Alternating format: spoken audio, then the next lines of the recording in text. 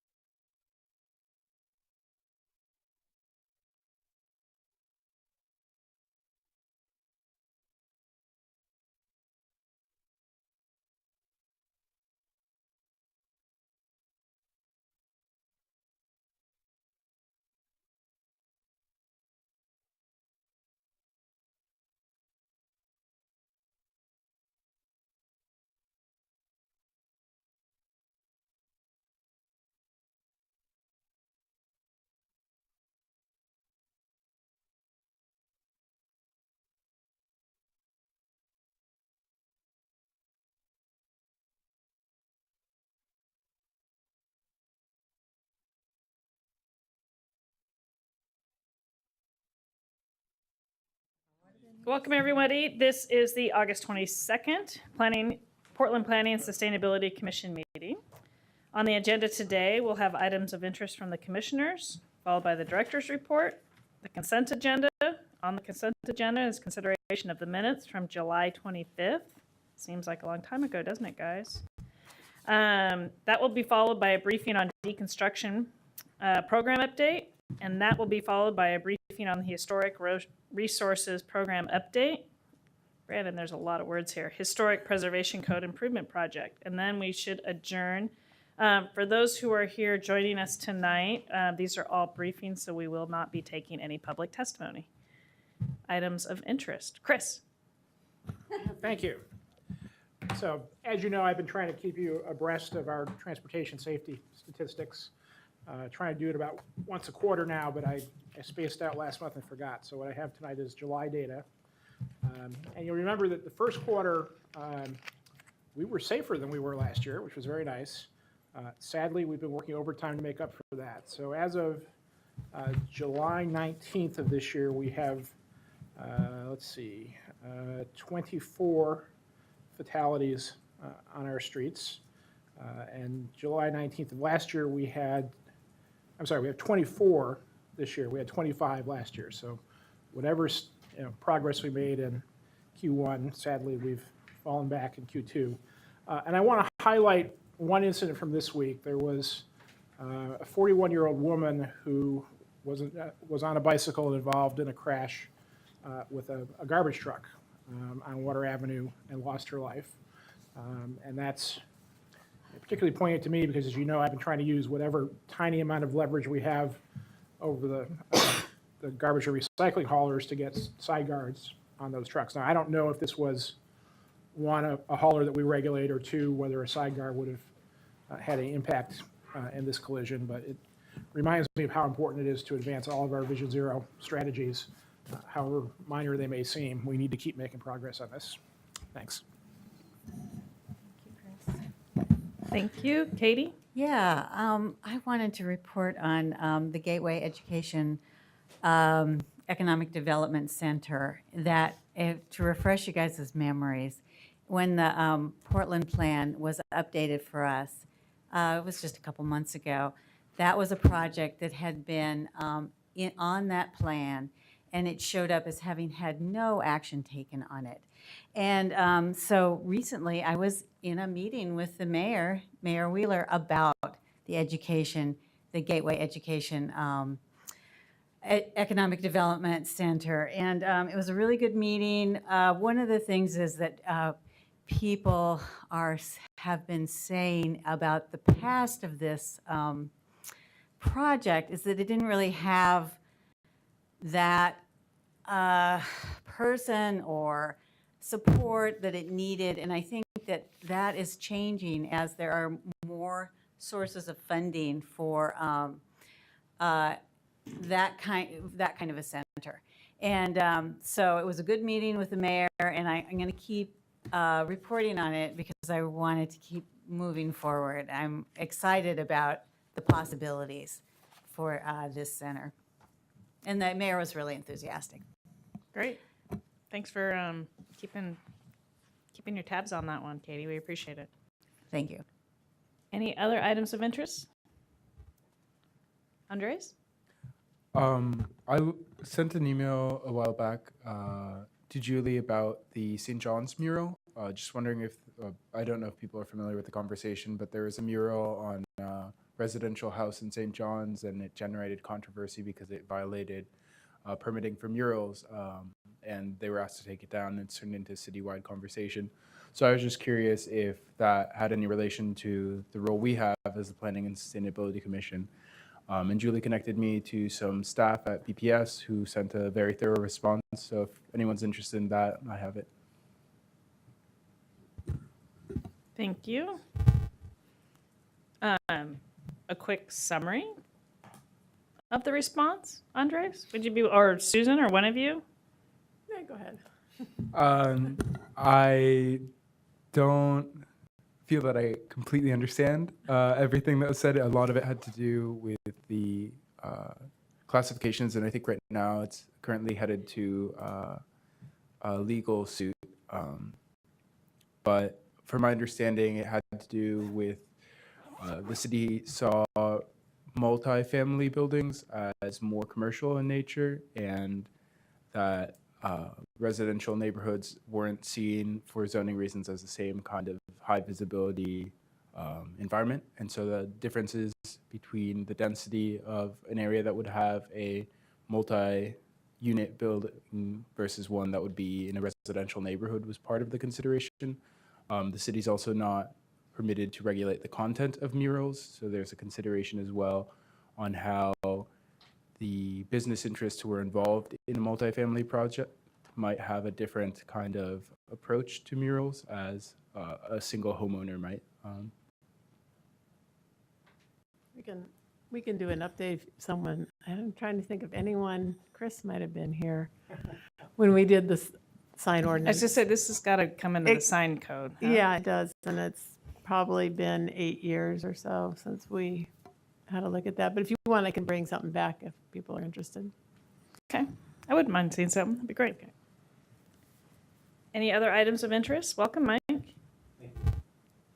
It's interesting in and of itself. I have one small item of interest, and really this is just a call out and a thanks. I think, and Vanessa, if that's not your name, I really apologize. I met the young woman who does all of our closed captioning randomly in the airport. She's such a sweetheart, and there's lots of people who help put this on cable TV and are working for us on our behalf, and so it's just really a shout out and a thank you to all of them. So thanks for reaching out and saying hello at the airport the other day. Anything else? If not, then director's report. Just a few items. Wanted to let you know that on September 7th, there'll be the first hearing for the Central City Plan that you all know very well. We had a work session with some council members. Some people were on vacation, so we're going around and doing one-on-one sort of overviews for them. But there will be a first hearing on September 7th, and my understanding is that Andre will present your letter because Kat is not available on that day. There will be a second hearing on the 14th. So, we also have planned a PSC retreat on September 12th, 12:30 to 5, and we'll send you more information as we put that together after the officers' briefing next week. So by the end of the month, we'll send you information. And if people have items that they're very interested in having as a part of that discussion, let me know, or let Kat or Chris or Andre know. And we did not expect to be back in this room for this meeting. We thought we'd be across the way back home, but this could go on for another couple of months, hopefully by October. Wow, a That's- couple of months. You need me to talk to your contractor? It's not us. If we were in charge, it'd probably be later. So, there you go. So I just looked out and I see Ben sitting in the audience. Is there a reason you're not able to join us? Yes, because his term starts on September 1st. Oh, okay. Well, welcome, Ben. I'm glad you joined us in the audience. Thanks for the heads up. Has everyone met, Ben? I think you got introduced at the last meeting, did you not? Okay, great. In July, kind of? Very briefly. All right. Well, we'll let you save it up, and you can do a 2-hour PowerPoint presentation. No, but we will give you some time to introduce yourself more. Great. So the next item on the agenda is the consent agenda, and this is consideration of the minutes from July 25th. Do I have a motion? All in favor? Aye. Opposed? Nobody? That passes. Next item is the Deconstruction Program Update. This is a briefing, so just a reminder yet again, for those of us who are joining this meeting, we do not take public testimony for briefings. But thank you for joining us. All right. Good afternoon, Commissioners. I'm Elisa Kane. I'm the Green Building Manager with the Bureau of Planning and Sustainability. I was last here with my colleague Sean Wood, Construction Waste Specialist, in April of 2016, so it's been a while, and we've had the program going since then. And I'm happy to be able to report back on all the things that have happened in the last 10 months since we've actually had an ordinance in place requiring deconstruction. So as many of you are aware, demolitions in Portland have been happening for a long time. Last year especially, we probably saw a larger amount than any other year of single-family homes being demolished and replaced, sometimes with one or two structures. And we also heard very clearly from the neighborhoods that this was producing a lot of change and also a lot of hazards. And in addition, it was creating a lot of waste. So we, as BPS, started to look with a deconstruction advisory group on ways to mitigate some of those things. And deconstruction, which has been a practice that's been around for hundreds of years, it's not new, but certainly something that is not employed on a regular basis for demolition, became an obvious choice. And we decided to start looking at ways to provide incentives for people who wanted to use deconstruction. So back in April, we talked about a grant program that we started. We had money actually from the Oregon Department of Environmental Quality to help share with people in Portland that wanted to try deconstruction as an alternate to traditional demolition. And that grant program continued on successfully. I'll get to where we are on that later. And we ended up seeing that there was a real possibility to do something different around how we take down homes and what we do with that material. And probably you've been to some of the different outlets for this material, the Rebuilding Center. You've probably been in a restaurant where they featured salvage walls. I mean, it's sort of an aesthetic that we've developed here in Portland to actually reuse these materials. So as of October 2016 of last year, City Council unanimously approved the first of its kind deconstruction ordinance in the country. And very simply, that deconstruction ordinance requires any single-family home that's coming down, so that's a single-family residence or duplex that was built in 1916 or earlier, or is a designated historic resource, to be deconstructed. And just a very simple concept of deconstruction is sort of a reverse of building. It's taking down a structure in order to maximize the reuse value of those materials. And as you're looking at these buildings from 1916, you'll see that we have clear, true dimension, vertical grain fir, which really were our ancient forests of Oregon. And those are still in the walls of our homes that are, in some cases, being demolished or taken away. And one of the reasons why we chose 1916, there was some calculus involved, was that we did a backcasting of all the demolitions that had happened in the last handful of years and saw that 1/3 of those were built before 1916. And we were looking at a nascent industry, so the deconstruction industry at that time had two firms that were equipped to handle a full deconstruction.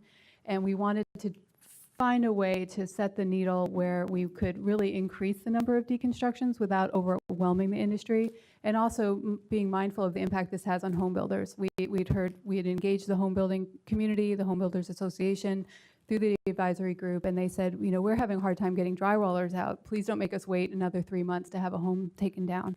So we were very mindful of not trying to overwhelm, but also taking a real sizable bite into this kind of whole spectrum of demolitions. Last year, there were about 360 demolitions, so about 1 per day in Portland. We're on track to have just slightly fewer this year, but that could change very quickly. We had a very slow early winter part with all the snow, so I definitely think we're going to see a little bit more at the later part of this year and maybe even exceed that 1 per day. So far we've had about 60 homes that have fallen under this requirement out of 211. We've had some exemptions. That was something that came up, is there needs to be a pathway for when a structure is unsafe, either extreme hazards or fire damage. And we have in fact seen several homes that are in that category of being 1916 or earlier that have had what I would call extreme fire damage, where the materials are just no longer salvageable. And in certain cases, 2 of the homes were so neglected over time, the roof was leaking, that it caused damage to more than 50% of the structure. So with this time period, we're looking at about 25% of all demos. So we're not quite hitting our third. I think it's just, we'll have to see how the year plays out. We might hit that, but we're not quite there yet. So we are kind of taking a modest approach to what we're looking at next. But in the meantime, one of the things that was key to us was making sure that there was enough industry capacity to handle deconstruction. As I mentioned, there were 2 firms, and we very quickly realized that we're going to need more firms to be able to do this work. So after the ordinance passed, we were able to organize contractor training. And this allows us to certify firms, knowing that they've gone through a series of educational steps and taken an exam and taken an in-house exam. So they're actually judged on their salvageability inside the house. And through this contractor training, we now have 13 certified deconstruction firms. I would say about 5 of those are actually very active, but 13 have the certification and qualifications to do this work on a regular basis. So not only are there firms that are involved that need to do the work, there are also the retail end of things. And that's also something that we were unclear about, what's going to happen to all this material once you start stockpiling it. We didn't want to create the unintended consequence of having this material sit for a long time and then ultimately end up in the waste stream anyway. So fortunately, some of these firms also saw an opportunity in selling the materials. So several of them have opened up their own retail firms. And if you've been along Sandy Boulevard recently, up in about the 20s, there's a big, used to be Timberline Dodge, I believe it was, an old car sales place that's filled to the brim with lumber. And they're slowly selling off the stock that they had been stockpiling until they could get a location. So we've seen 3 new salvage facilities open up in this time, and 2 of these deconstruction firms out of the 13 decided to form and start a company just because we had an ordinance that required it now. So a good opportunity for economic development. So once you have firms, you actually need people to work in those firms. So one of the key things that our ordinance identified was workforce development, and that being a really big opportunity to prioritize participation by women, people of color, and other people traditionally disadvantaged by the construction industry. And so as of March this year, we held a 12.5-day training for 15 students at 4 different sites. And what I want to feature are some of the stories of what happened at that training. So just in terms of how we put this on, DEQ and Metro and BPS provided funding. We then worked with Earth Advantage to do the training and handle the logistics. We used the BMRA, there's a Building Materials Reuse Association of all things. They have a curriculum that helps for workforce training.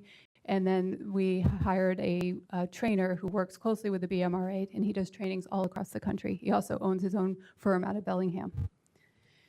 So just continuing the name soup here, in order to help with that prioritization, we realized that we needed to partner with organizations that are already training people for the trades. And so we reached out to, this is just a selection of those that we reached out to talk about our training, talk about this opportunity, and even to time it well so that graduating classes could then feed into this. We had a really successful partnership with Oregon tradeswomen, and out of the 15 people, 9 of the attendees were women, and most of them came through that program. So it turned out to be a great partnership and a great way for us to really identify women that were interested in doing this work and available. And so just a few tales from the training. They did have one day inside in a classroom, and they all voted to go outside. And just a reminder, this is March. It was very cold. It was very wet. But everybody who was there was really dedicated and really saw this as an opportunity. One of the things we also identified early on is that 12.5 days is a lot to ask of people who are out searching for jobs. So we were able to also, with our partners at Metro, provide a daily stipend to people who are attending. And it covered actually a bit more than transportation and lunch, and it helped people know that they were going to be able to succeed and get their daily needs taken care of and attend this training. So not only was it cold, it's also very dirty work. I mean, if anyone's ever been on a deconstruction site, it is dirty, it is loud, it is not for the faint of heart by any means. And we wanted people to know that, so that if they were going to go into this as a field, as a profession, that they were prepared to deal with this day in and day out. And I have to say, everyone there loved this. Like they really enjoyed this part of it. It's very physical work, and I think everyone thrived in that environment. They learned about tools and tool safety. We also had people from Oregon DEQ come out and talk about identifying hazards, especially asbestos and lead. So some of these folks have some of the best training on this now in the workforce. And they also learned about taking down a house from the roof down and working together and working on constrained job sites, and how to talk to your neighbors when you're coming through with large items. And it was a really fantastic thing to see. At the end of the day, it came down to the people in this training. I thought I'd share stories from 3 of them. This is Kai. She does longshore labor, and she's been somewhat dissatisfied with the work that she's been able to get, so she came to this training with the eye of starting her own deconstruction firm. And she was out there every day, and she led a lot of she wasn't from the Oregon tradeswomen, but she led a lot of the women along, and I think she's going to have an all-female deconstruction crew at some point. That is definitely on the horizon for her. And then this is Amaro. He speaks 5 languages. He had been a volunteer at the Rebuilding Center, and we were able to recruit him into this program. He got hired by Northwest Deconstruction Specialists, one of those new firms that was established because of the deconstruction ordinance. And I recently spoke to one of the owners there, and he said that Umaro is the hardest worker he's ever had. And I think that's pretty cool, even though I used to work for this person, so I had to question that a little bit, but that's okay. We'll give it to Umaro. And then this is Shay. And Shay, my age, about 45, and he has been incarcerated for more than half his life. And he got out and heard about this training and came to all 12 and a half days. And about 10 days into the training, we got a letter from his wife. And she just mentioned how much this training has meant to Shay. He was having a really hard time finding work, and because of his background, and nobody was giving him a chance, and this gave him a chance. And she said that his sort of attitude and confidence really grew in that week and a half. And so now Che is working with a metal fabricator. He's actually doing their deconstruction work for the metal fabricator, so taking things down like fire escapes. So this is also spreading, and since we've passed our deconstruction ordinance, we've gotten contacts from all over the country. In fact, Madison, Wisconsin sent a crew out here to learn from what we've been doing. They spent 2 days with us and with other firms doing this work, because actually the city of Milwaukee apparently owns 1,000 homes of their own that have been, either what we would maybe call zombie houses, but they've acquired them over time, and they really see this as a workforce strategy and a way to deal with this housing that's kind of in their hands. So they plan to come back to a conference that's actually going to be held in Oregon. It's a national conference, the BMRA Deconstruction and Reuse Conference is decided to be hosted here. So we expect several hundred people from all over, possibly the world, to come here and learn about what Portland is doing.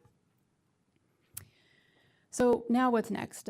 We had the grant program. We've now run out of money, so we're sunsetting those grants. We've sponsored 25 projects, and these were $2,500 to $3,000 grants, and it was to help us work out the kind of back of house things that we thought might be issues for people getting permits, for understanding different job site issues around space, of availability, of being able to bring machinery in, that type of thing. So it was a great program for us, and it also helped kickstart the community. It helped people who had never considered deconstruction feel comfortable doing it. We want to continue to support the workforce training. I'm not sure we're going to continue to host it ourselves, but we are seeing that there are others in the industry that are able to do this and can take it on.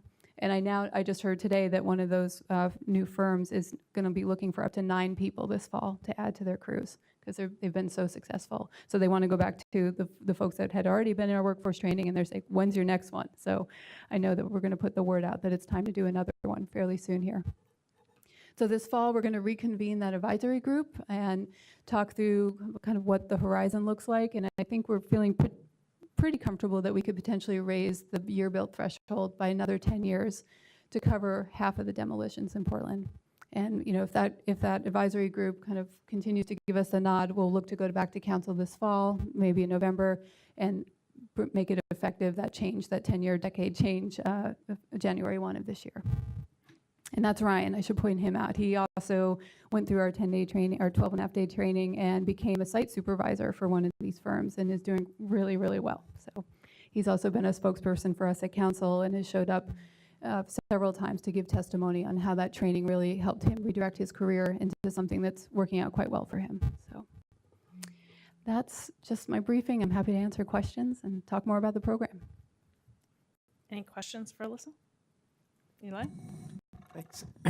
It's a great program. Thanks for Eli. sharing it. I'm wondering, for homes that are not old enough to be required to deconstruct, whether you have data, whether you have any way of knowing how many of those are deconstructed voluntarily. And I know from my experience, I got one of those small grants, so of course you know about those examples, but there was a market for deconstruction before the requirement came in. And so I guess the first question is, do you know how many I would want to check with Sean, who's not here tonight. We do have a way of finding that out, and I know several that have gone beyond that date threshold have come through, because I see the permits issued, and I know the dates, and then they identify their contractor, and if it's a deconstruction contractor, I'm presuming that they're being deconstructed. Okay. I mean, I would volunteer. One idea might be, because I've taken homes down, and I don't know how the city would know whether we deconstructed it or not. So one idea might be that if you're not in one of those date ranges, maybe you get a small discount on a demo permit or something that gives someone an incentive to do it outside of it, and also gives you a data point, so you know that, because especially with more firms doing deconstruction, in the past you may say, well, okay, if Lovett or the Rebuilding Center does it, then it's deconstructed, otherwise probably not. I suspect that may become a blurrier line with more firms out there. So I think it'd be great to be able to get that data so we know how much happens voluntarily, and that way we can supplement the mandatory part with a voluntary component. I Thanks. appreciate that. Yep. Hi. Hello. Hi, sorry I was late, so if you already spoke about this, I can catch up with you later. But I just wondered if you had any information on costs and, I don't know, something good to say, hey, these things got deconstructed and got some rebate on some stuff, or you didn't have to spend as much on dump fees or something. I think that is all true, that they find a way to, if they can sell the material, that's a huge incentive. If they can donate it, for some firms that works out really well. We have heard that the cost is coming down because of the competition in the market. When you only had 2 players, it was easy to keep costs at a sort of parallel, and they had similar pricing models. We've heard of deconstructions being quite affordable, and I think that's because they were eager to get business, and so coming in with a bid that may or may not have covered their costs, actually. But also on the flip side, if they have the rights to the materials, they can often make that up if they have a retail outlet. I think I would still put deconstruction at a slight premium over traditional demolition, especially in today's market when there's a lot of people who are hungry for that kind of work. But I think the price has come down. I can give an answer. Okay, great. I mean, it's still 1.5 to 2 times more to deconstruct, so I'm supportive of the requirement. But the other factor is that when you do deconstruction, you still have a foundation to remove. So it's not like you no longer need to bring in an excavation contractor. You still got to do disconnection from sewer. There are other factors. So it's a great program. But as someone who likes doing green building, and people say it's not very much more, I want to say it kind of is more sometimes. And this is one of those examples. Mm-hmm.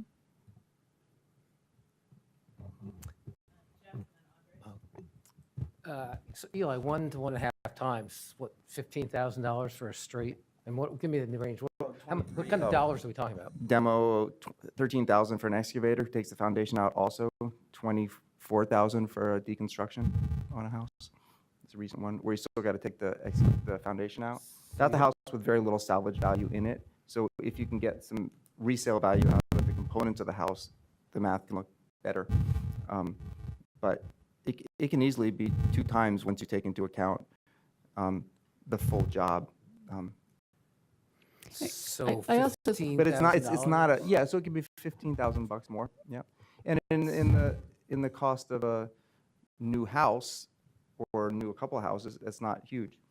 And as I think we've learned, I mean, with some more competition and those prices can come down, but it's, I mean, you may have broader data set than I have. I just do a couple of point sources, and they're not usually houses with a lot going for them.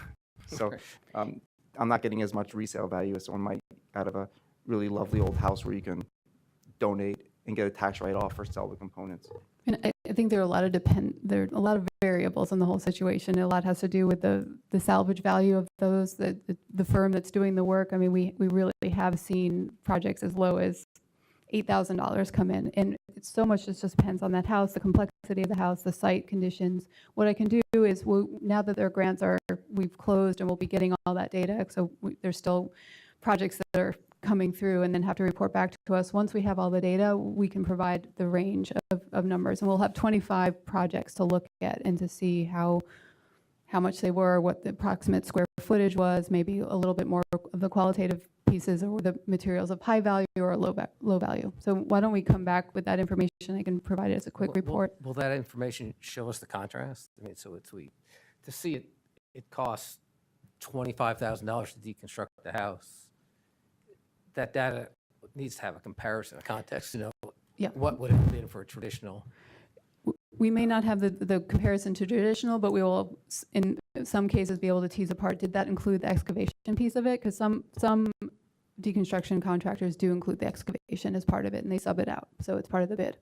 But we can do a little finer grain analysis on the cost. To be helpful, because it's, I don't know how informative it is to be told, here's the price, and not know what the alternative would be if it was a traditional deconstruction. So in other words, what's the added cost this program's creating, just so we have some way to gauge, affordable housing is always an issue. What kind of an impact are we having on it? And the other question I had, and maybe this is something to come back on,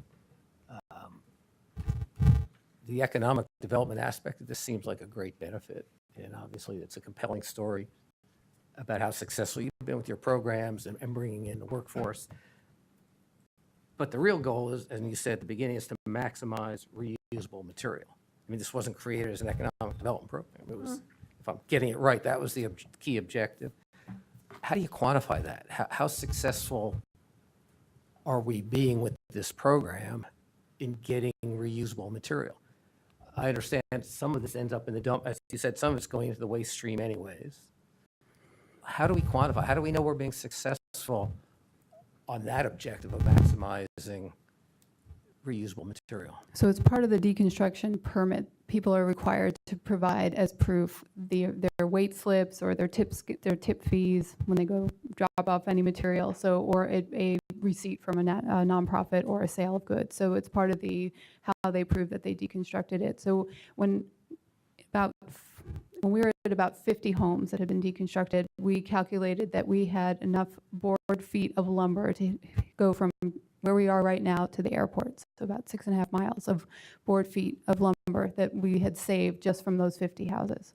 So we will be able to do that type of quantitative analysis. And how much of that 50 miles was resold versus how much sat in someone's yard and ultimately ended up in the waste stream, though? Because the goal isn't just to pull out lumber, it's to pull out reusable lumber. Well, and I think there's a very strong economic argument for that lumber. I mean, that lumber is gold. That lumber does not sit. In fact, one of the salvage yards that works closely with deconstruction contractors, he doesn't do the work himself. He buys from it. He says, "Bring me more lumber. I am selling out of it. I cannot keep it in stock."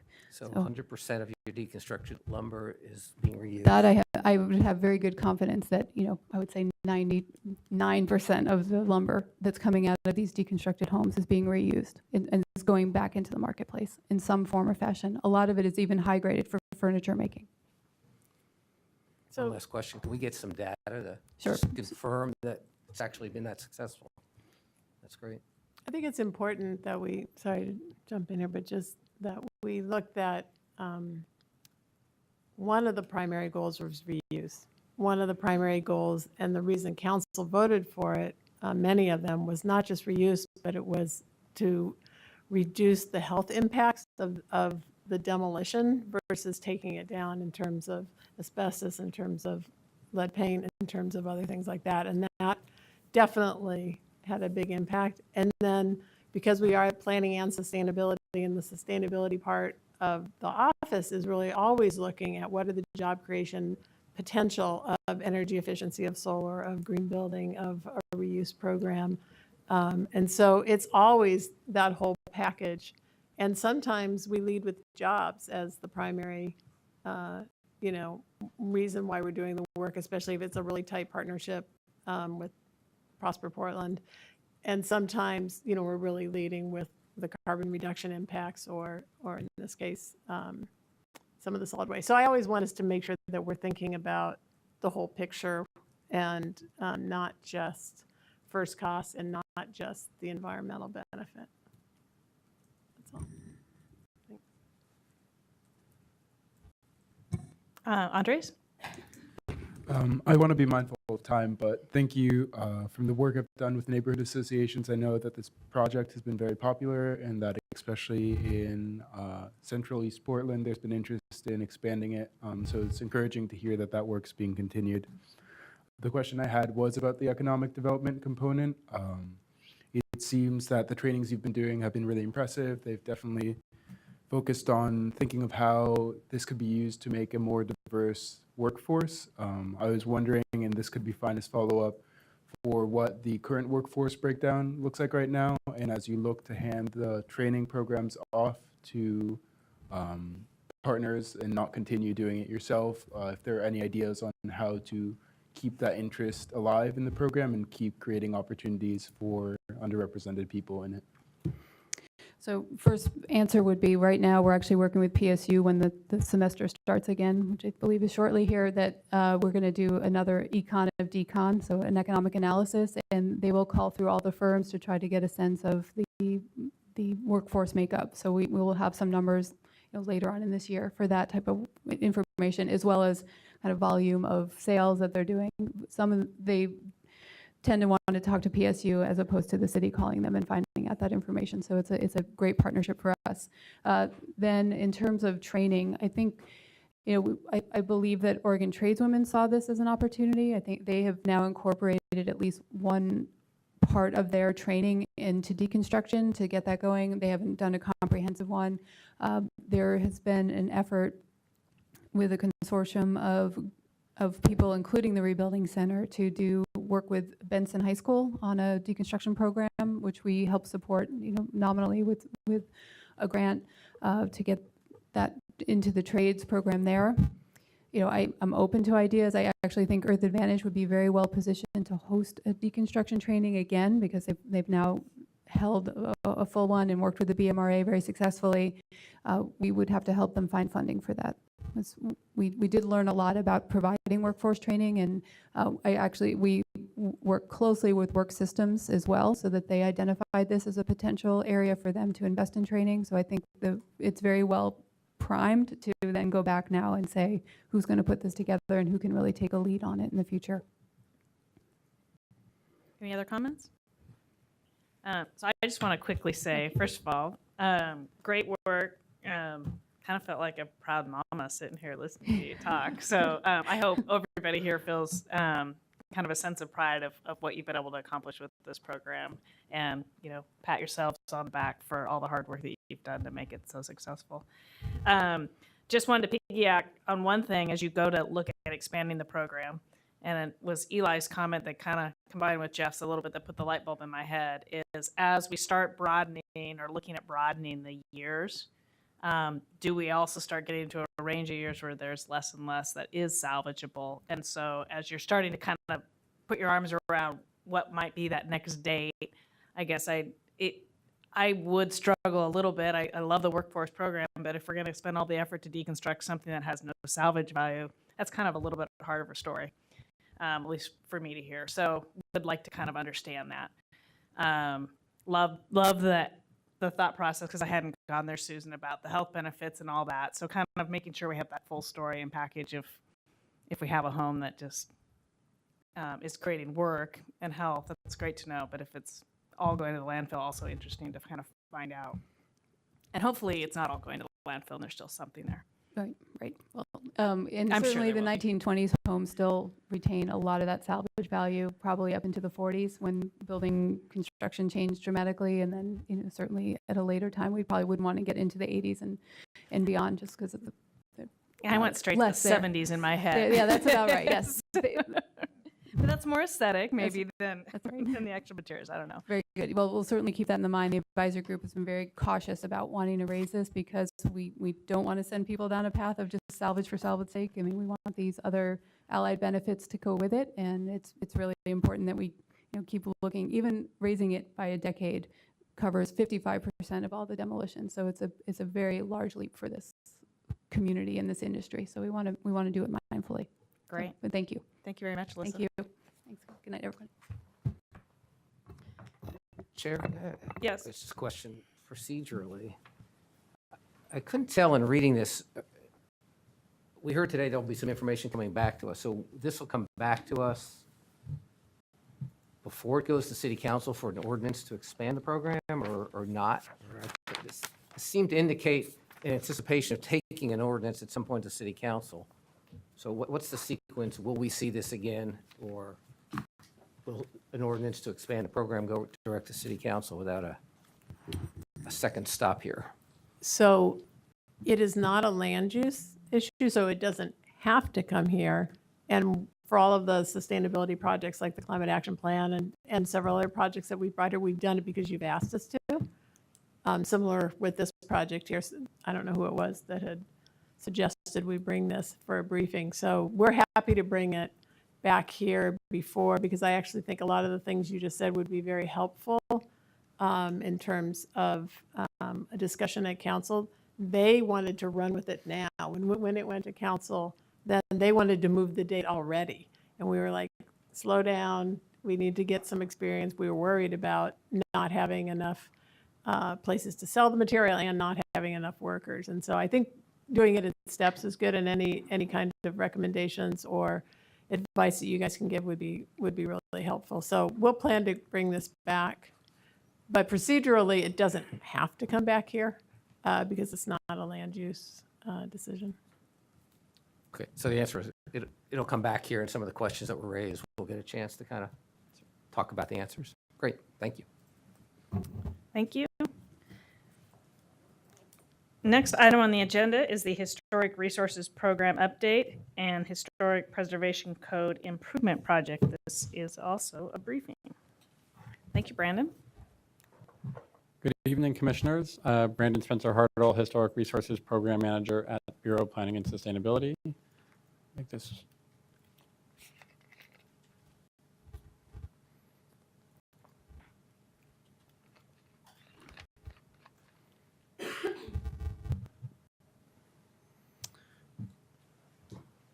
So my role tonight is to provide a briefing on an upcoming zoning code project that the Bureau will launch soon. But in communications with individual commission members and thinking about our limited conversations over the last year and a half since I've been on the staff, where I want to start tonight is to do a little bit of a Historic Resources 101 to orient the full commission to how historically the City of Portland has managed historic resources, what different historic resources are, and the role of the Historic Landmarks Commission, both in this code project, but more generally speaking.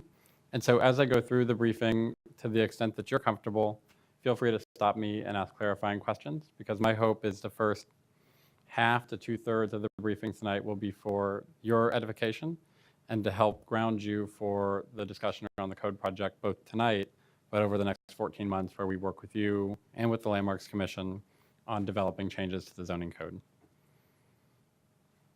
So tonight, and I know we're on a tight schedule, and I appreciate everyone showing up tonight for less sexy agenda items.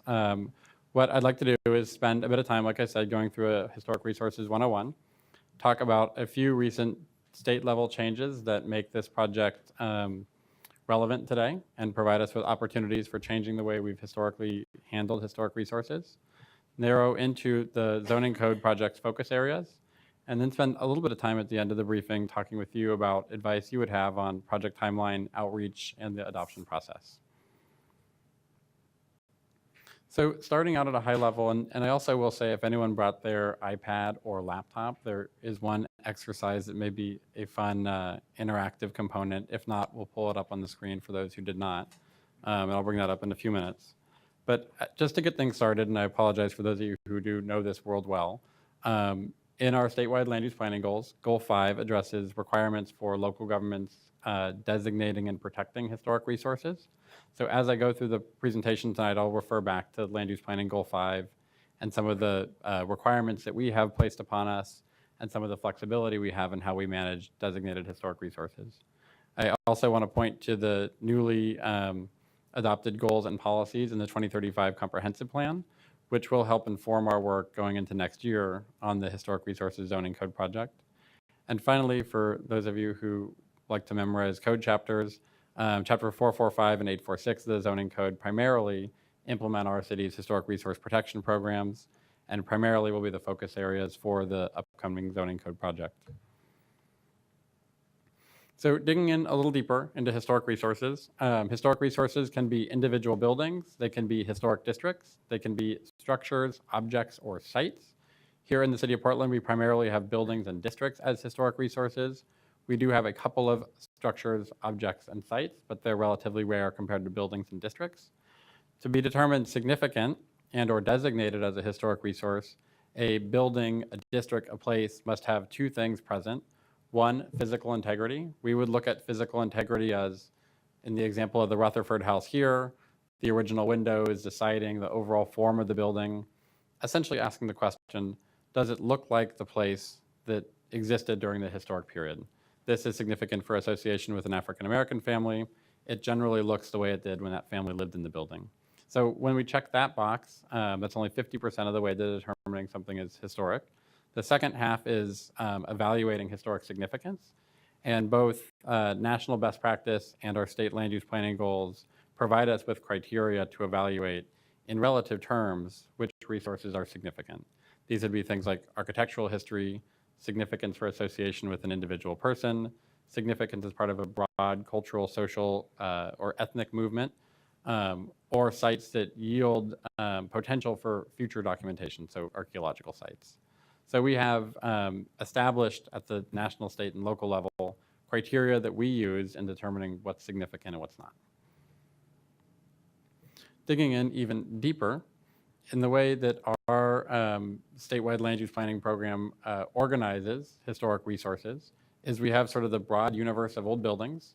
The broad universe of old buildings is often studied through something called the Historic Resource Survey, where volunteers, consultants, preservation professionals go in the field with clipboards and cameras. They go into the archives to do research, and they document a broad swath of older buildings. Then after that, they determine which of those surveyed resources are significant. So for example, if one were to survey the Montevilla neighborhood, you may look at every building in the neighborhood and determine that 5 or 10% of the buildings are significant for architecture, culture, commerce, ethnic history, et cetera. And those resources would be adopted onto an inventory of significant resources. From that inventory of significant resources, individual resources, districts, sites, objects can be designated as capital H historic, and we'll talk about what those options look like in a minute. And our statewide land use planning goal 5 tells us when we designate historic resources, we apply appropriate protections to those resources. Commissioner Houck. Having been involved doing Goal 5 inventories for about 35 years now, there's one step in there that is applied to natural resources that apparently is not to historic resources, the EC analysis. That's right. So that doesn't apply in the historic. That does not. It formerly did, but it hasn't since, I believe, 1996. What analysis? I heard 2 letters. I don't know what they mean. Pardon?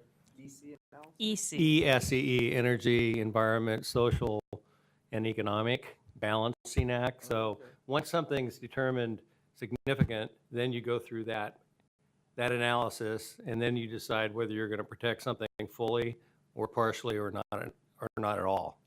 Unfortunately, too often it's not at all. And in the next slide, or the slide after, I'll explain in large part why we don't require that of historic resources.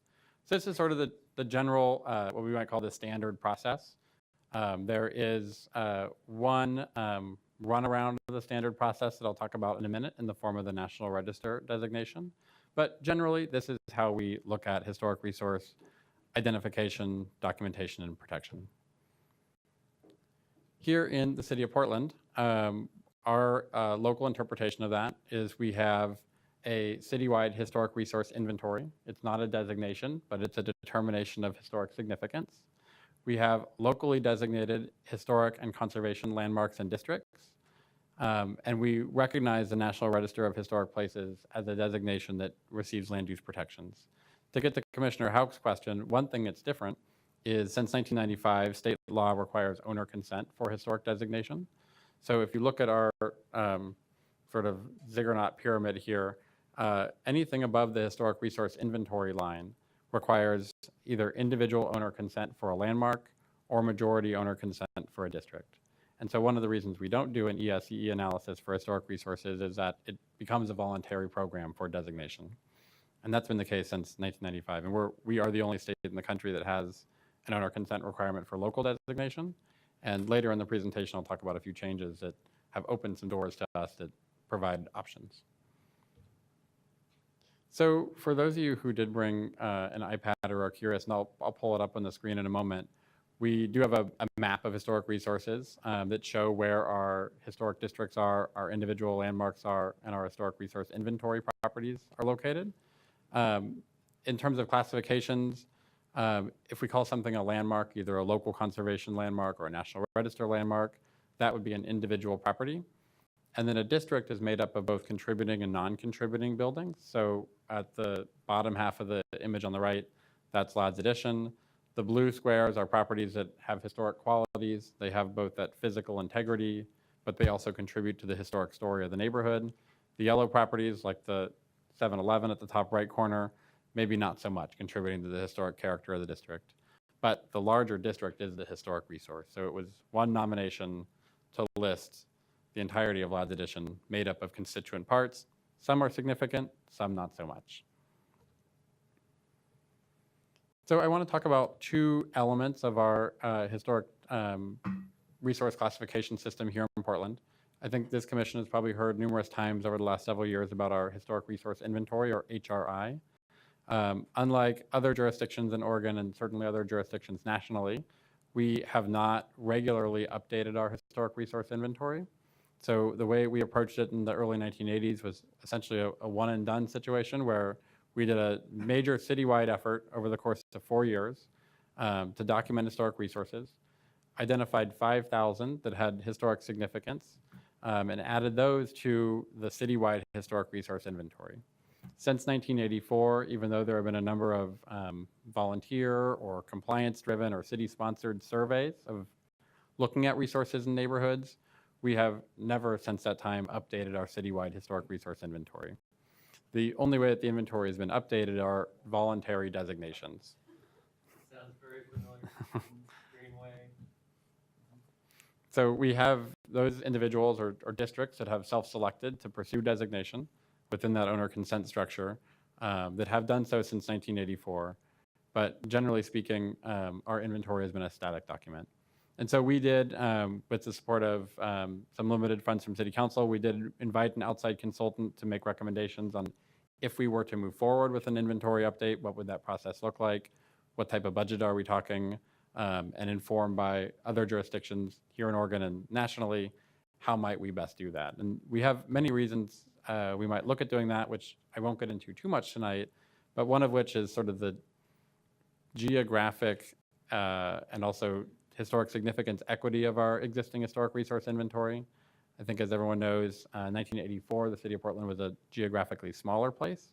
So here's just a quick screen capture from our historic resources web map. The red circles are inventory properties and the blue are designated resources. And that's 205 right down the middle of the screen. So while in 1984, we did a pretty good job identifying historic resources in the inner ring and central city, because East Portland was not part of the city and many of those resources were relatively new, East Portland is largely absent from our historic resources program due to not updating the inventory and having designation be a voluntary process.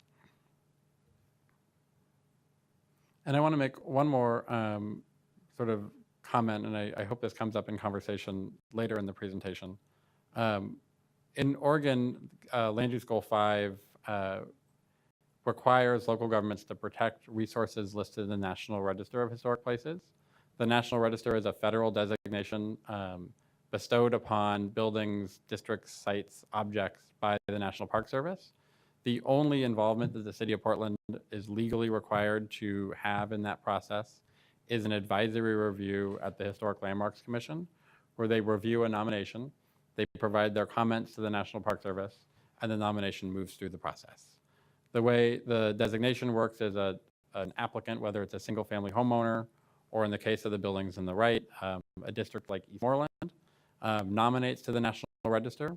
The city provides our advisory comments. The National Register program makes a decision, and immediately upon the decision to designate a building or a district, the city of Portland for the last 20 plus years has automatically applied historic preservation protections to that designation. We do go above and beyond our requirements by sending mailed notice to the neighborhood association, to the individual property owner, and in the case of a district, to all property owners, helping to inform what the process looks like and how they might object to listing. However, the National Register is not a program that we administer. So for those astute followers of the legislature, some questions came up in the past session about how Oregon manages National Register resources and whether or not automatic protections ought to apply to National Register resources. Ultimately, the legislature did not change the way that protections are handled for National Register resources, but recent changes to state administrative rules have made some tweaks in how we protect National Register sites. So I'll talk about that in a minute. But the National Register is the exception to our typical identification, designation, protection process. So getting into the different types of historic resource protections that apply to different resources, properties that are listed in the National Register are subject to demolition review, which is a type 4 land use procedure that ends in a city council hearing. So if your individual property is listed on the National Register, or you're a contributing building in a National Register district, and you're seeking demolition, you do need city council to do approval to do so. City council has a list of approval criteria that range from better meeting the goals and policies of the comp plan to economic hardship of the property owner that they use in deciding whether or not to approve a demolition. It's relatively rare that a National Register property owner asks the question. So over the last 12 years, City Council has only been asked 6 times whether or not they would approve a demolition permit.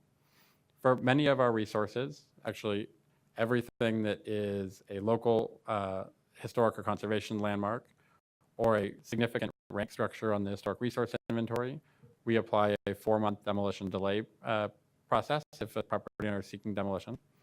On the design review side, for properties that are on the National Register or local historic landmarks or districts, we apply a discretionary historic resource review lens. That is done in one of 2 ways. For individual landmarks, we have general approval criteria that apply, and that's in the zoning code. For historic districts where we've adopted district-specific design guidelines, the Landmarks Commission and city staff use those district-specific design guidelines for their review. For properties in conservation districts, we apply the community design standards.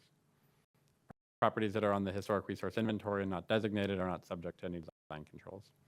So that's a high-level overview of the types of protections that we apply generally to historic resources, or this is, I should say, this is our toolkit that we have. I wanted to briefly, because I think it becomes more germane as we talk about the code project, give a little bit of a sense of the role of the Historic Landmarks Commission in these discussions. The Landmarks Commission, in addition to providing general advice and counsel to city bureaus, to the city council, to other commissions, the Landmarks Commission does review the more major alteration, addition, and new construction projects that are subject to historic resource review. They are commissions supported by BDS, and they do deliver an annual state of preservation report to the city council. What they don't do is recommend zoning code changes. And so although the Historic Landmarks Commission has been requesting for at least the last year that Bureau of Planning and Sustainability take on a zoning code project that addresses the issues that we intend to cover in the project, they are not the recommending body. So that's my 101, and now I'm going to start digging into why this project and why now. Does anyone have any burning questions? You can see now why we hired him. Commissioner Rudd had asked an astute question about the short handout I sent out about some recent changes at the state level. And so I want to detail 3 of those changes, sort of in order of importance. About 2 years ago, the Land Use Board of Appeals made a decision on a case out of Clackamas County that dealt with use flexibility in historic resources, where LUBA upheld Clackamas County's allowance for adaptive reuse of a historic resource in an exclusive timber zone, making the argument that local jurisdictions need not look to their regulatory toolkit for protecting historic resources, but may look at adaptive and more flexible uses of historic resources as a part of the protection program. And so while we've had a few incentives on the books here in Portland for the last 15 years, the King versus Clackamas County case does open up the door to us thinking creatively about what types of additional uses we may allow in historic resources to help further their long-term economic vitality and vibrancy.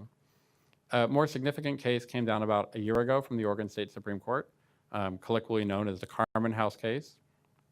In that case, the state Supreme Court issued an interpretation of our state owner consent for historic designation law, making the conclusion that properties listed on a historic resource inventory are not designated resources, and that once a property changes ownership hands, subsequent owners are not able to evoke their owner consent right.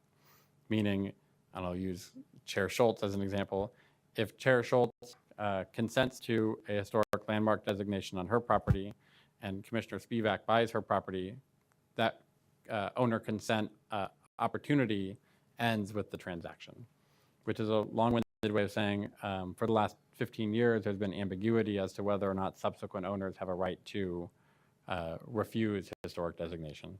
It provides clarity that our state owner consent law is just at the time of designation.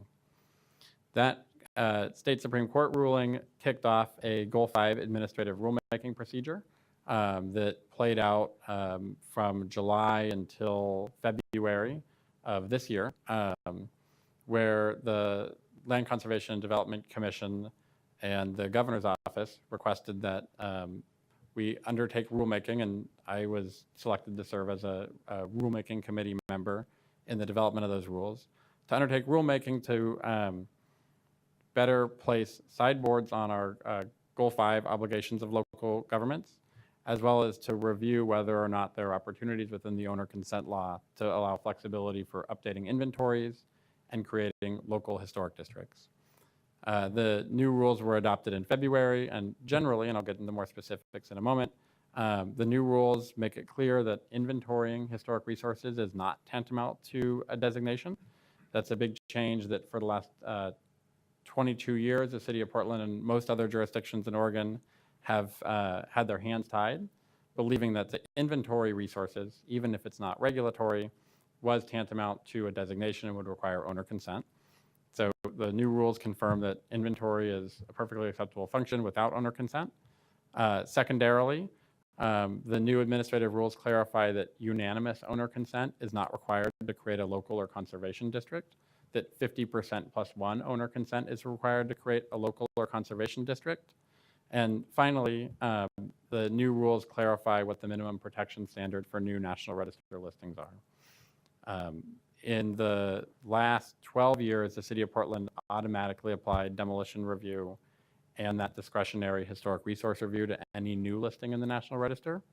The revised Goal 5 administrative rules say every jurisdiction in Oregon must provide demolition review to National Register resources, but discretionary design review is a local option. So it provides us with additional flexibility of how we might handle a new historic district or an individual listing in the National Register. So when you said flexibility for accepted use, so, okay, it was a house, so living in it is fine. Do you just mean like being a restaurant or something else even that I can't even think of yet? Sure. So LUBA came to the conclusion that in order to protect historic resources that are privately held, that there needed to be economic viability of the historic resource. In the specific case that they were concerning their discussions around, it was a vacant power plant in a timber zone. So it was an extreme situation. But ultimately, they found that a local government may look to zoning flexibility for historic resources that would help allow for economic viability.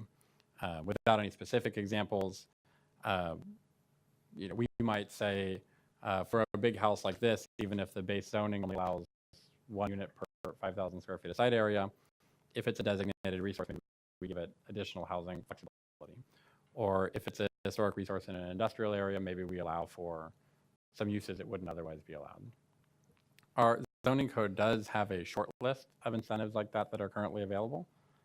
They're not broadly used for several reasons, and in a minute I'll talk about where we might go with looking at how we choose to advance that flexibility. So I want to talk for a few slides here about why this project and why now. We have heard from the Historic Landmarks Commission and Bureau of Development Services staff that they're hungry for some changes to the zoning code, primarily concerning the threshold exemptions and procedures that apply to reviewing changes to properties in historic districts.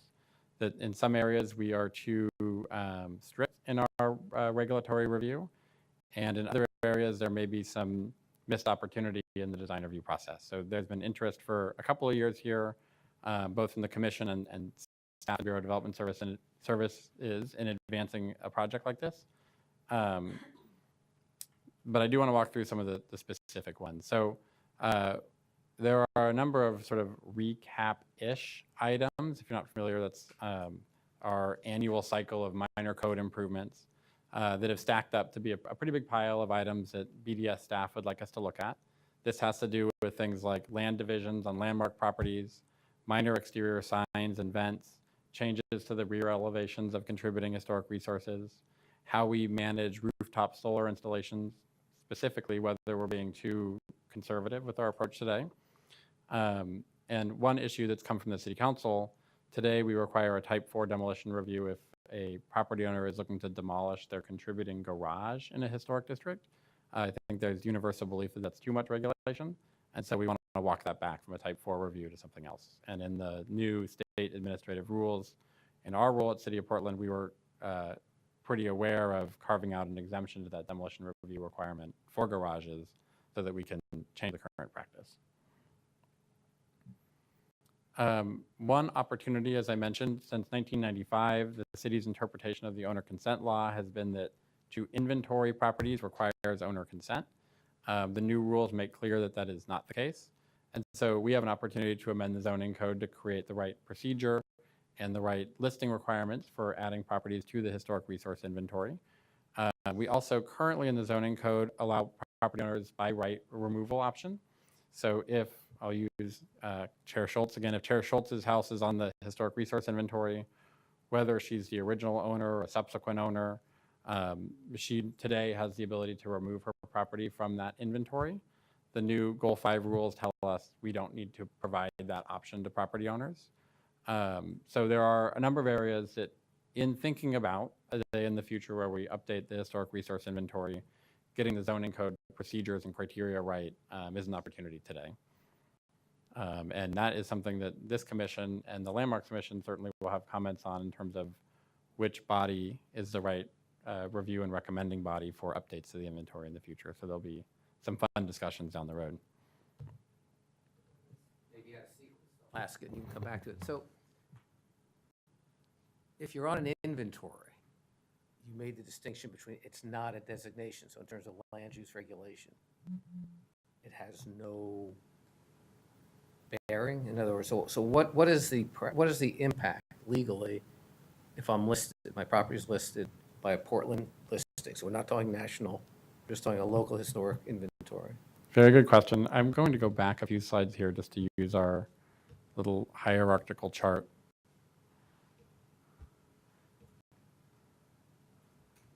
So listing in an inventory you're listed one or two ways. It's binary. So you're either significant or not significant. If you're not determined significant, but you had some interesting pieces of your property that the city wanted to make it publicly available to hear your house was built in 1977 by Saul Zayek and it was so-and-so style, it might be added to the inventory as a not significant resource. In that case, there's no regulations that apply. If you had a building that was built in, let's say, 1930 by Pietro Beluschi, highly significant for architecture, it would be determined significant on the inventory. If you're determined significant on the inventory, the Goal 5 rules and the state owner consent law says if you seek demolition, you have a 4-month waiting period. So you would have a demolition delay period. Other than that, there are no land use implications. So it's strictly, so the change will be, going back to what you're proposing, no more voluntary removal. So right now, if I'm the owner at the time a house was listed, I can pull it off. That's right. And our interpretation in the code today is even if you're a subsequent owner of those inventoried properties, not so much the designated landmarks, subsequent owners can request that removal too.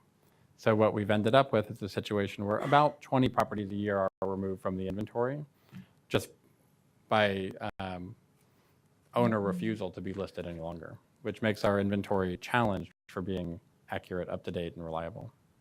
So one last question. So if a property is, well, let me ask you, so your proposal in here is that if you're listed on the inventory, you can't pull your own property off. Is that being driven by the administrative rules or the case law, or is that a policy decision we're being asked to make locally? So that's something we want to explore. I think that when we look at the Goal 5 administrative rules, they are certainly encouraging cities to maintain a updated comprehensive inventory. It doesn't require us to do so. So inventorying historic resources is voluntary, but when and if we choose to do it, the Goal 5 rules set out the best practice. The Landmarks Commission has made it clear that that's something that they will be advocating for in the upcoming zoning code project, is that the inventory not be regulatory, not cross that threshold for where owner consent is required, but that in the future, it becomes a living document that's reflective not of property owners' individual decisions as to whether or not they want on, but a true representation of where historic resources are citywide that may be eligible for designation. But that will be a question before this body as we draft code. So that is a policy, we have the discretion to make that policy. That's exactly right. So my question would be, you're starting off with a policy that says no more, we're going to remove the owner consent requirement. So that's an opening policy decision that's coming from your staff, or? I think we'd like to review that. I don't think we today have certainty that that's what we will do, but I think in the code project, we want to ask that question.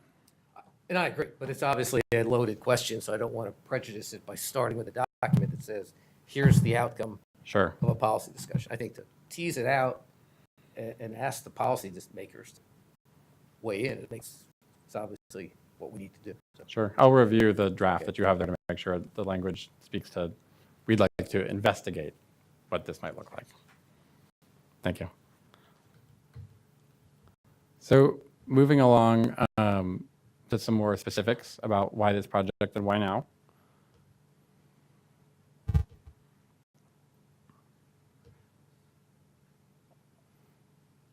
One challenge that's arisen, and I think most people who have heard the word Eastmoreland in the last year is probably well aware of, is that the National Register is a designation that a group of property owners or an individual property owner can pursue outside of our local land use process. Today, the zoning code requires unanimous consent to create a local historic district or a conservation district. And as such, the city of Portland and nowhere in the state has there been a local historic district created since before the times of the owner consent law. The new Goal 5 rules reduce that threshold to 50% plus one, providing a viable alternative to the National Register in the form of a local designation that would be subject to a local land use procedure and adoption that could provide protections to historic resources, but that would necessarily balance other land use goals and provide a local decision-making process. In this scenario, I think we want to look at what our options are. I think there is broad interest both internally on city staff, at the Landmarks Commission, as well as sort of in the interested communities in having options other than the National Register, because I think there are some very legitimate process concerns. There are concerns about a one-size-fits-all designation that's essentially the Cadillac of historic designations. So for those parts of the community that may be documenting that they are a significant place, but for a variety of reasons may not want to pursue the National Register, opening up some options that would be subject to a land use decision and a process locally is something that came out of the Goal 5 rule changes that we'd like to pursue. What that looks like is still to be determined.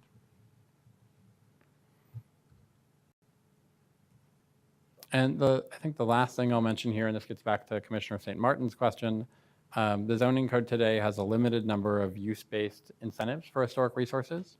These range from things like daycare in a residential zone to some additional housing flexibility for landmark structures. But the current regulatory incentives have a number of strings attached, and those strings are likely discouraging many property owners from taking advantage of the incentives. And the last time we looked at those incentives was about 15 years ago, so the world has changed.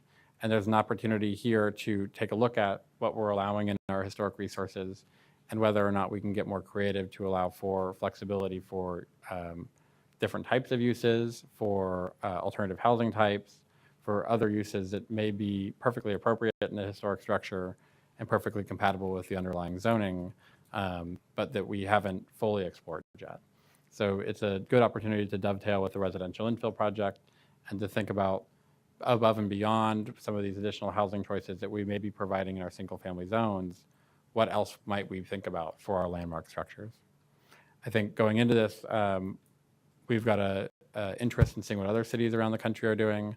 We have an interest in feedback from the community and from the commissions, but we do go in recognizing that the existing covenant requirements and some of the existing land use procedures that are required of accessing those incentives are probably far in excess above what we should be requiring. So just to give a little sense of who will be working on the project, I'll serve in the project manager role. Our code editing team will be heavily involved when we get to the code drafting portion. And we do have an intern who's coming on to provide project support, outreach, and sort of coordination. The project will be supported in part by the Bureau of Development Services. Their design and historic resource review teams are very much interested in this as they're the implementers of our protection programs. And they do have a long list of items that they'd like us to review as we develop the project. And certainly the Landmarks Commission has made it clear that they will be providing input throughout the process. In terms of focus areas, as we've thought about our sort of general approach to the project, it lays out nicely in sort of the standard process of historic protection, designation and protection I mentioned earlier. So one, working out the specifics of how we update the historic resource inventory, those code specifics about process and owner consent and owner removal options. Two, looking at our local historic and conservation district designations and this new opportunity to designate locally with a lower owner consent threshold. And then three, how we apply and what we apply in terms of protections for designated historic resources. So one would be looking at our locally designated conservation and historic districts and deciding whether or not that regulatory mix is the right mix. And two, looking at things that are already designated, properties that are listed on the National Register, and whether or not there are opportunities to streamline, improve,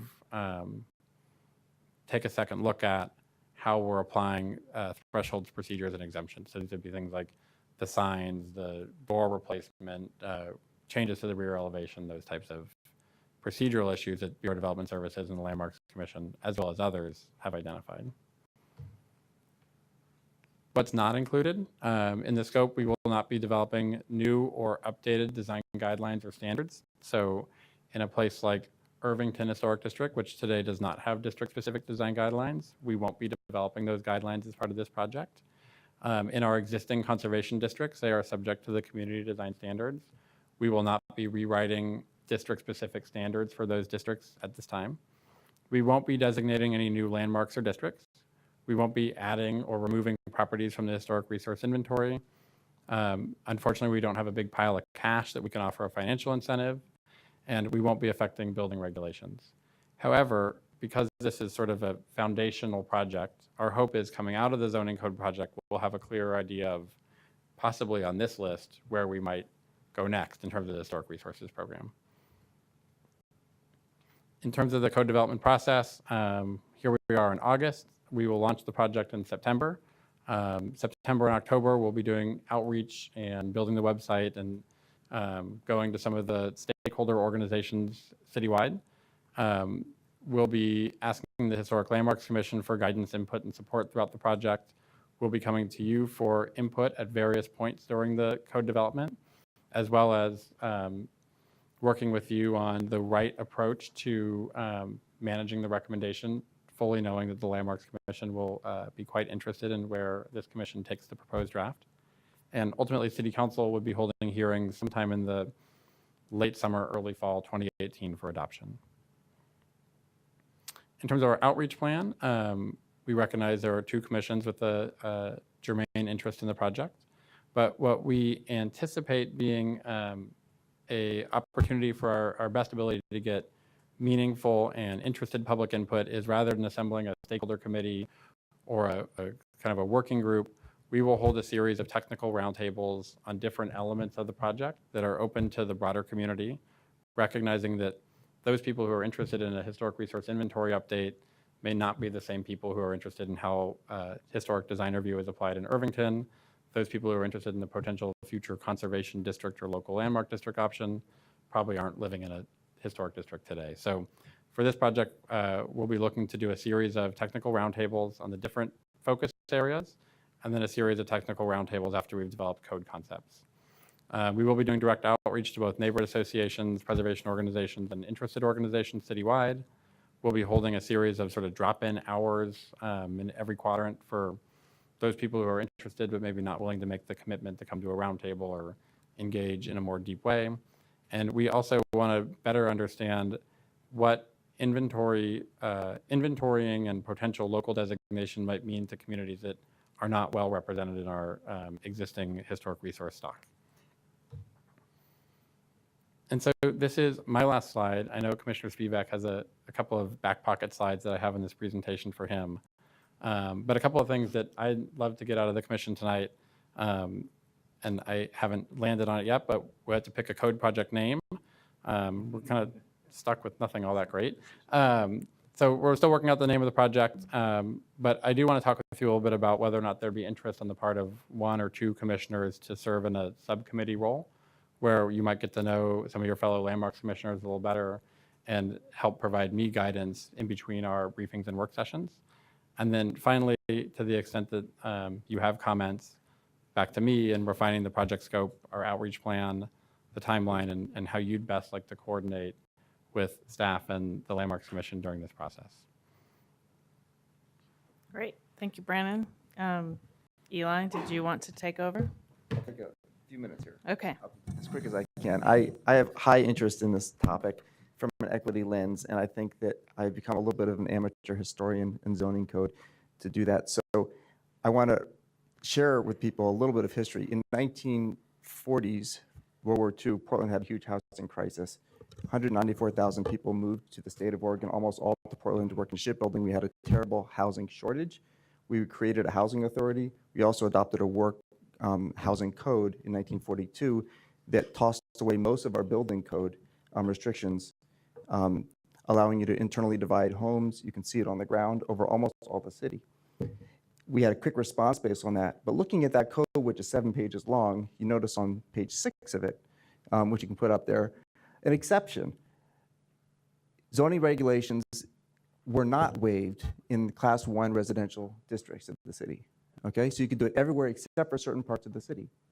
And in those areas, you could only slice or dice houses or whatever you're going to do to respond to the house population shortage if you had sign off from 60% of the people within 200 feet.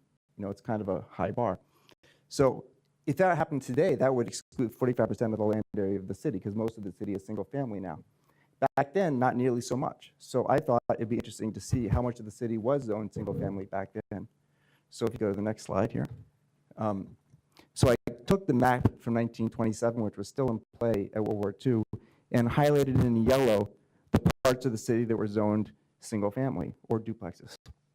And you can see that the city was smaller back then, and the neighborhoods, if you look a little closely, you can see some of those neighborhoods are ones you are familiar with, like Laurelhurst, Eastmoreland, Ladd's Addition, most of Irvington, and some other areas as well.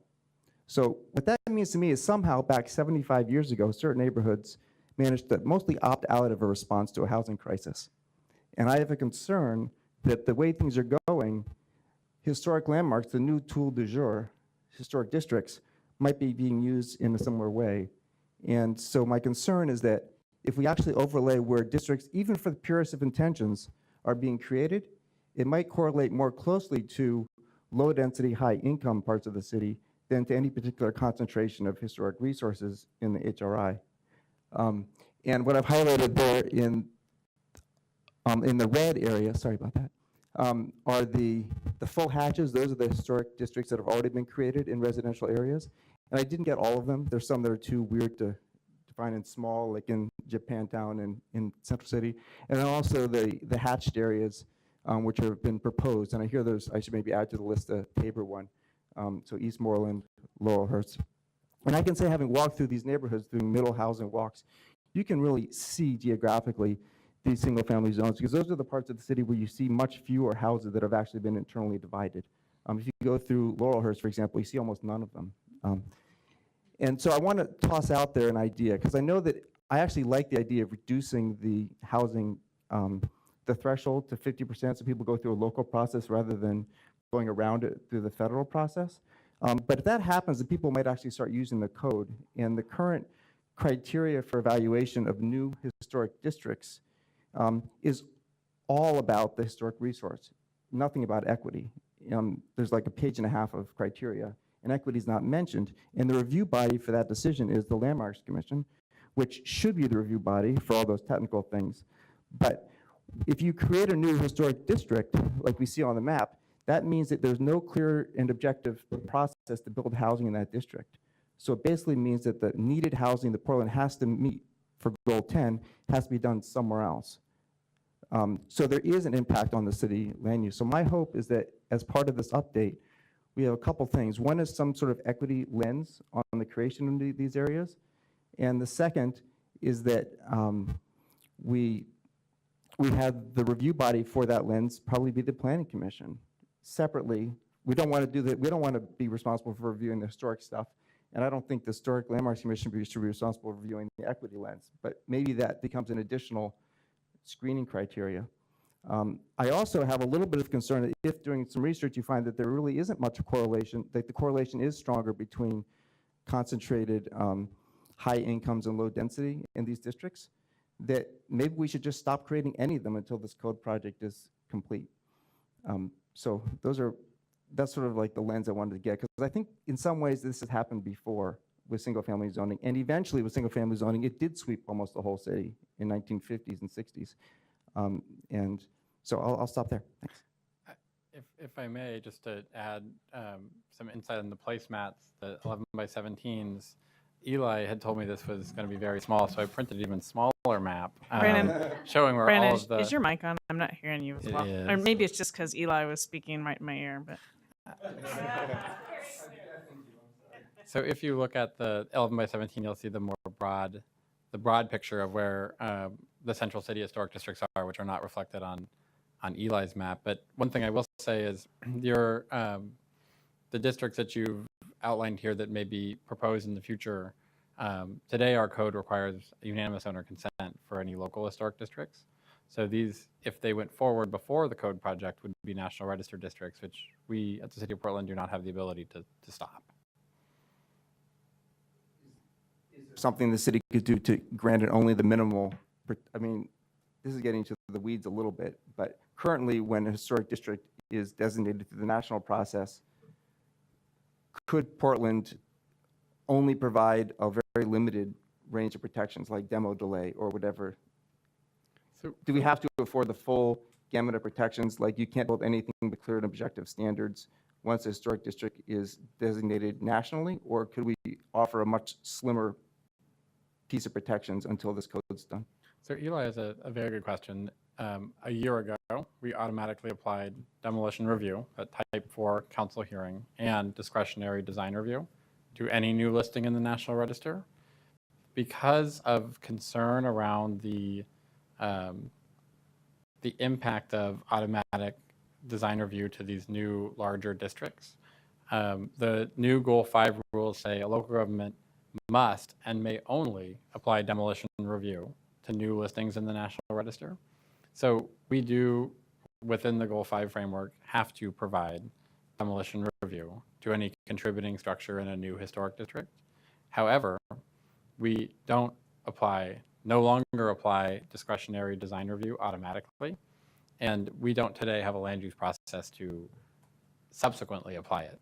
And so one of the elements the code project will be thinking through your question, or an element of your question, which is how and when, for a district that was listed on the National Register outside of a local land use process, do we apply that discretionary design review lens, where we today, short of a change at the legislature, don't have authority as to say we don't want to enforce demolition review on a new district. So that's a long-winded way of saying the change in Goal 5 rules got us 50% to where I think you're suggesting we're going.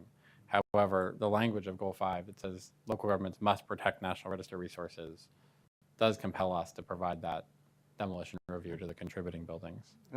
One, just to clarify the stakes here, I think, is that currently in Irvington, let's say, you cannot, there is not a way to build a new home there without going through a discretionary process, okay? And that means, for example, there's lots sitting vacant in that neighborhood that I suspect the reason it's been vacant and for sale for a year plus is because no developer in the right mind is going to go through a discretionary design review process to build in that neighborhood. And that also means from a city's perspective, when they do an inventory of meeting the housing needs, they cannot include that land in their inventory as contributing towards the housing needs of Portland. So even though it is, to Portland's credit, possible to still do accessory dwelling units, internal conversions in some cases, new development in those neighborhoods, by having the historic district overlay as it is today means that in practice, any of those changes are more expensive, higher risk for process, and it creates a higher bar that wouldn't apply in a neighborhood that may have just as many historic resources within it, but does not have that overlay of protection. So Commissioner Spivak is asking some important questions that I think staff and I anticipate both this commission and the Historic Landmarks Commission will ask during the code project, which is a good thing. We did take a look at where permitted ADUs are located within historic districts and found generally on balance, Ladd's Addition and Irvington punch at their weight for ADUs per acre or ADUs per tax lot, which isn't to say that your concerns about affordability and the difficulty of design aren't necessarily true. So I think to the extent in this project that we can look at those economic incentives, look at the regulations as they currently apply, and take a look at where we may be able to strike a better balance for the use of historic resources, I'm hopeful that we can get there. The other thing I think is worth mentioning, and this is our city historic resource web map, to orient everyone, we're looking at inner north and northeast Portland. This is the Irvington National Register District. These 6 areas are conservation districts that were created in 1993 that are sort of a lighter regulatory touch for a historic designation. These are areas that were identified as having significant architectural and cultural resources, and clear and objective design standards were applied to these places. So conservation districts today have demolition delay and a requirement that new construction meet the community design standards. What we believe to be true is the demolition delay hasn't discouraged demolition in a meaningful way in those districts, and that without district-specific design standards, clear and objective, the infill is not necessarily what was predicted in 1993. So there may be an opportunity in a revised conservation district designation that no longer requires unanimous owner consent to maybe strike a better clear and objective option to a discretionary new district. And Quick question on the conservation district. Are those locally defined or nationally defined? those are locally defined. It was unrelated, but 2 years after these conservation districts were created, that the state intervened and said owner consent is required for local designations. And that decision came out of Yamhill County and something unrelated to our conservation districts, but this would be the concept of conservation district is a historic designation that's less regulatory and more about guiding change and less about kind of severely limiting the opportunities for change. Quick question, while you have your map up, can you just run us through real quickly, what are the national districts? Very good question. So on this map, red dots are historic resource inventory properties. Blue dots are landmarks that are either listed in the National Register or locally listed. And it's a little hard to see, but With the exception of these blobs on the map, which are conservation districts, all of the other areas that are hatch marked are National Register districts. So besides Irvington, what else do you have? So let me turn off a layer This is- here real quick.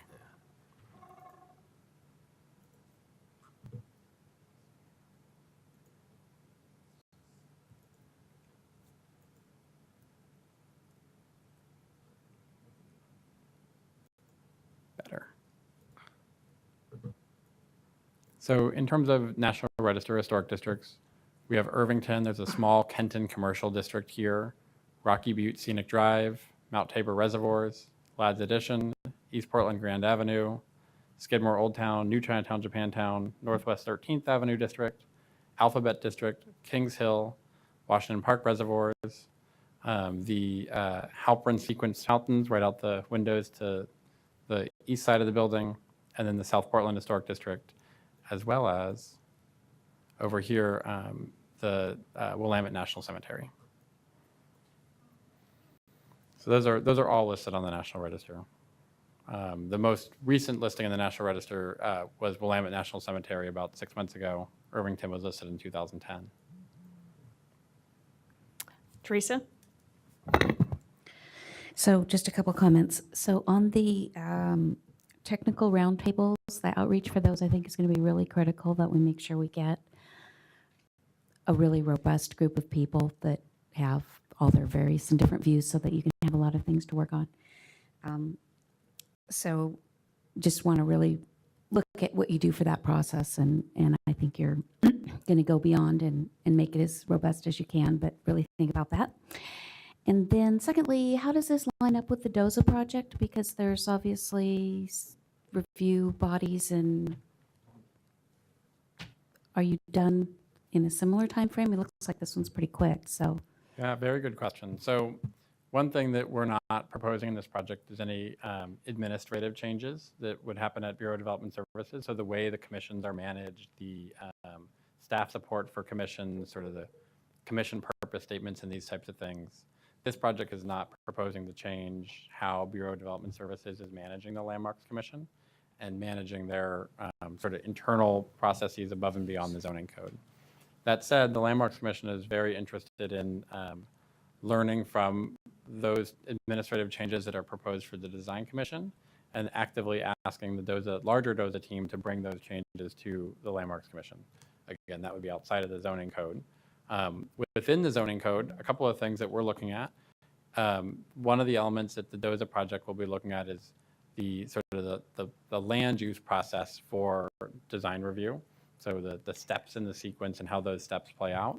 The Landmarks Commission has made it pretty evident that they would like to parallel whatever process changes that occur at the Design Commission within their process. So how pre-apps and early assistance conferences and those types of things are managed, the Landmarks Commission is making it known that they're very interested in piggybacking off of DOZA. One element of DOZA, though, that will intersect with this project when it's completed is that there are changes will be proposed to the community design standards.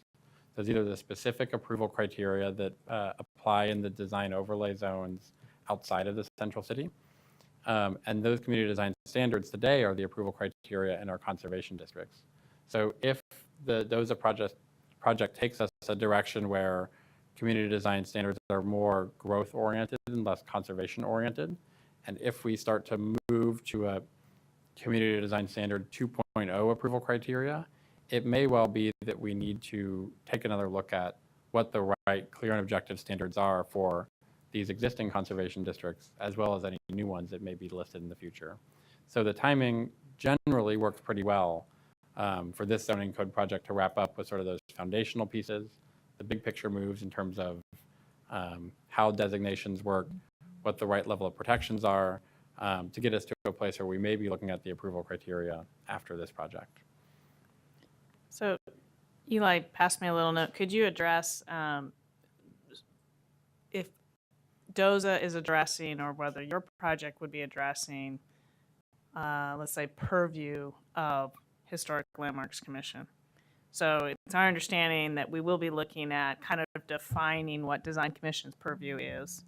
Would as that part of that exercise, does that encompass historic landmarks, or would historic landmarks be a different process? Very good question. That has not been discussed as part of this project. And in terms of the staff conversations from the DOZA team with Landmarks Commission, that conversation hasn't happened. So I don't have a clear answer for you. I sense there might be interest in that. I think there is interest from this commission in that discussion, making sure it takes place, and my gut tells me it should take place as part of the designer DOZA process.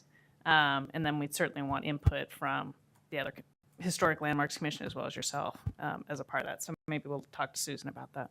That sounds great. And I'll be happy to talk with the DOZA team soon to find out whether they've considered that. Great.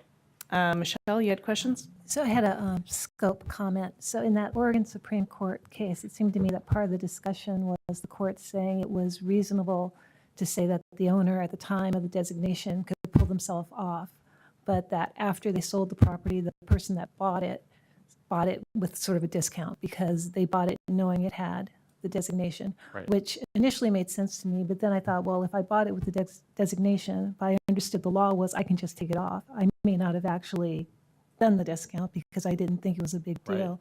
So I would just say when you're doing the scope, I would look at whether or not it makes sense to have any sort of time frame where people could, even if they didn't own it at the time of designation, ask to be off. And that might relieve some of the concern about the fact that I think we do need extensive outreach here because this has the potential to leave a lot of people feeling blindsided.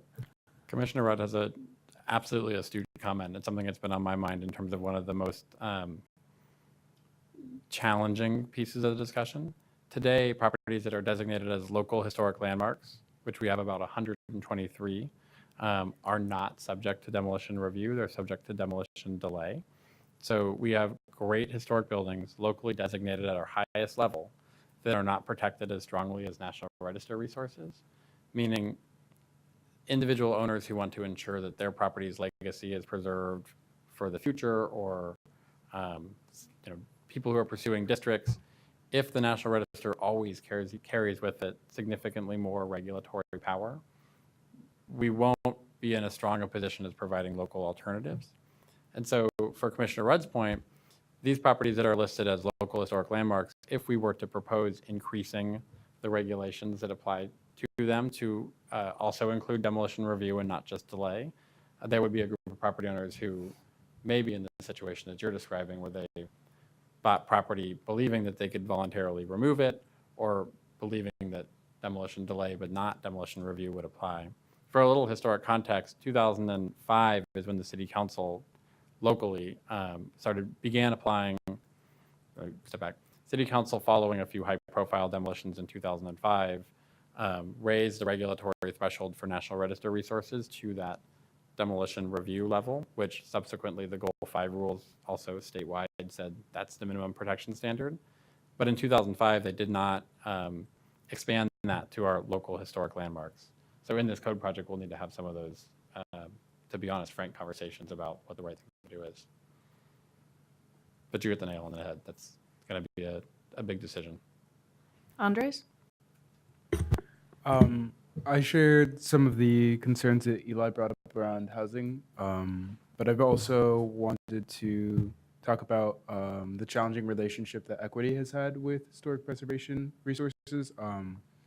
I know I'm more familiar with the situation in San Francisco, but mostly Vancouver, BC, of how the designations in the historic Chinatown have clashed with the gentrification and displacement that's taking place, and conversations around whether the historic importance of a site is completely separate from the culture that surrounded that history, and was just wondering how that's going to play into the conversation. I was really encouraged by the handout from the comprehensive plan, the policies around preservation, equity, cultural diversity, and cultural and social significance. Definitely show a commitment to considering how that plays out, but I'm wondering how that will actually translate to considerations in the historic resource process, and kind of thinking out what that preservation means in a number of ways through equity lenses.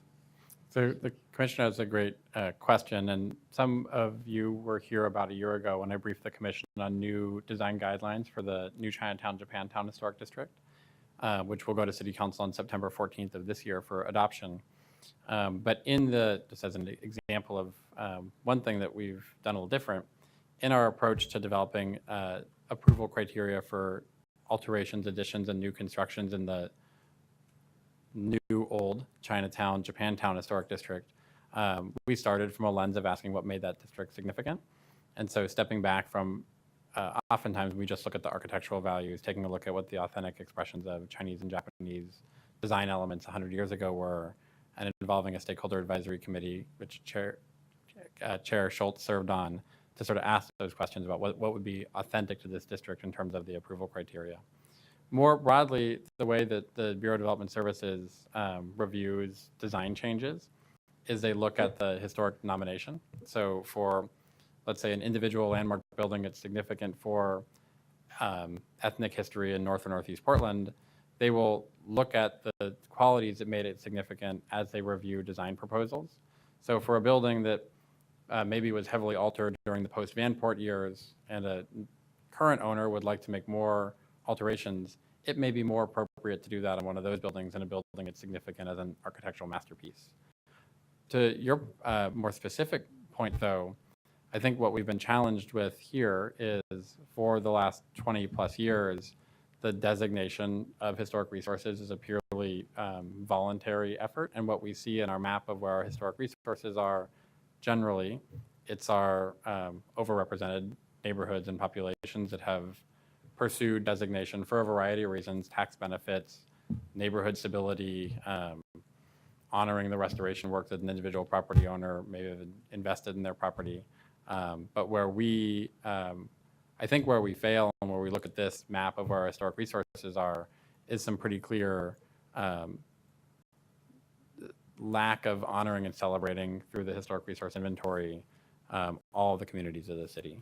And specifically, there's a geographic lens which we can see on the map here, but 1984, that team did a pretty good job trying to identify cultural and ethnic resources. But we have such a broader and deeper awareness of different communities and their histories today than we did then, that there's huge opportunity to look for what are historic resources that are not architectural landmarks, and what would it mean to celebrate those without regulation. Yeah, I definitely appreciate that. Seeing the contrast between in Vancouver's Chinatown, which was created by redlining, buildings that were considered historic that were now occupied by coffee shops and banks, whereas a completely different approach to preserving history, San Francisco's legacy business project, which is very much rooted in equity, and wondering how Portland can kind of consider that spectrum and find a place on it that's closer to equity. I think it's a fantastic question, one that I will be looking to you specifically and this commission generally, as well as the broader public input, that help us think beyond our normal toolkit. We've run over time quite a bit. Do we have any other particular questions of Brandon? And you had some particular questions of us. One was forming a stakeholders committee, and if there's some interest in that. And so maybe what we'll do is, if you could email Julie, and then we'll kind of circle back on that, or maybe discuss it in the retreat.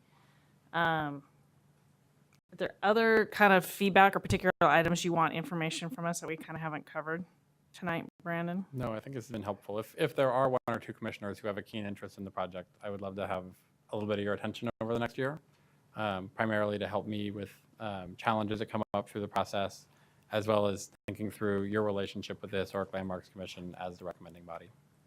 It seems like Eli must, but I'll let him speak for himself. The Landmarks Commission, unanimously, everyone wanted to be on that subcommittee, so I was hoping everyone here would too. You know, Brandon, this doesn't directly tie into the scope of work that you outlined, but it's something that's been on my mind and I've actually talked with you about. I just want to kind of throw out there, perhaps for public consumption as we're closing, and it's the seismic upgrade project that came through has just really kind of sat with me as having the potential to really destroy our historic corridors. The way it's kind of moving at this point in the thought process that they're having there. And basically, I don't have the right answer. It's another great discussion. There's a lot of points of view to think about when you're looking at it. But if we're going to have mandatory requirements to seismically upgrade buildings, we may very well end up with the case where somebody can't afford it. I think especially out in the corridors and some of the neighborhoods. And so that building's going to sit there empty. And then if it's going to sit there empty, it could very well end up being demolished. And we're going to lose a lot of that context that we talk so much about during our comp plan process. And so I just think I'm just throwing that out there as I'm an advocate for trying to figure out how to have more of a discussion on that and make sure that we kind of think through how to do it right. Obviously, really important to protect safety of individuals, but we're also, I think, potentially setting ourselves up to lose a lot of that great history in those corridors. Go ahead, Teresa. I just have a comment on that.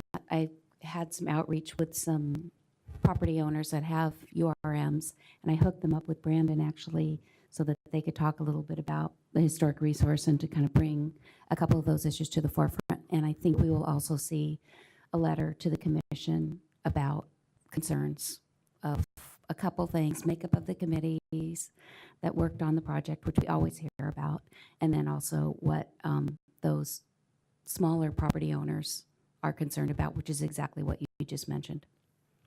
So perhaps this might be one that I add to the agenda item for a retreat, just to figure out how we do or don't. I mean, it's not necessarily coming back to us, I don't believe. So if it's not coming back to us, can we kind of ask for that or what that process looks like and how we might participate in that? If there's nothing else, then I'm going to say thank you, Brandon. You got a lot of great work ahead of you. Appreciate your time tonight, and we are adjourned.